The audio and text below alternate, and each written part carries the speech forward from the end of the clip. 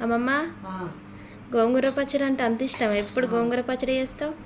అంటే గోంగూర పచ్చడి అంటే తినబుద్ధి ఇవన్నీ మటన్ చికెన్ ఇష్టం అనిపించేది. అప్పుడు ఏం తిన్నాం అనుకో ఇష్టం అనిపించేది. తాత అంతే నేనైతే. తాత తిన్నాడా మరి అన్నం? తాత ఇటు చూడు.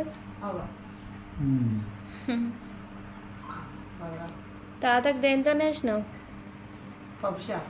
పప్పుచారా. మా అమ్మకు కూడా ఈ గోంగూర పచ్చడి అంటే మస్తు ఇష్టం. చేస్తే అయితే అయిపోయేదాకా ఆ పచ్చడితోనే తింటుంది మా అమ్మ అయితే. మా అమ్మ కూడా మస్తు ఇష్టం.